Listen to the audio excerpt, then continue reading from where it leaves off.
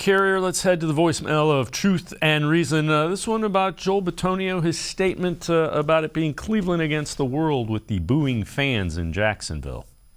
Dad from Youngstown, just commenting on what Joel Bitonio said, us against the world. You know what? I agree with it, and I'm down with him on that because it's always been us against the world. You know, because we've been 0-16. You know, even going back to what Miles scared before he was drafted. He was hoping that Dallas rescued him before we drafted him because, you know, it was a common thought that, you know, we were going to draft him. You know, we were the laughing stock of the NFL, you know, and we were called the Factory of Sadness. But we're no longer called the Factory of Sadness, but we are a controversial football team in the NFL. Look what's going on with us with Deshaun Watson. But hey, I'm cool with it. Yes, thanks for taking my call. Love the show. As always, appreciate all of the voicemails. Quincy, if you're in that locker room, it's usually us against the world, so I got no issue with Joel saying that. He's going to stick up for his teammate.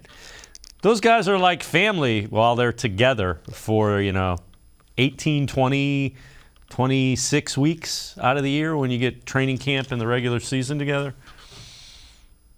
Yeah, what else is he supposed to say? You know what I mean? Like, if you're going to ask him how's he going to react to the book, he has to say, we got to just rally against it. It doesn't mean it's a rallying call for anybody in particular, but you have to do your job. And, it's kind of he was just relating it to the adversity that you face amongst the crowd being the opposing team anyways. And he's just acknowledging that certain factors might crack that up to 10.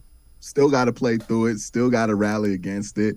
It's still, you got to come through and beat it. The Browns aren't going to, there's some realities here with that, right? Like the Browns aren't going to get the benefit of the doubt nationally by a lot of people. And people's feelings about Deshaun Watson, the money he was paid, and the fact that they feel like he didn't pay a big enough consequence to them is going to affect how they cover this team, how they talk about this team, and how they talk about the players on this team, whether they admit it or not. It's just going to have an effect. And we've seen plenty of articles pointing to this where people are being called terrible players now that weren't terrible players like 4 months ago, right? So it's the nature of it. The Browns are not the feel-good story in the NFL. And when that is the case, for whatever reason that is, it's your job if you're on that team to kind of block out the noise and make sure that you and everybody in that locker room is on the same page to win as many games as possible.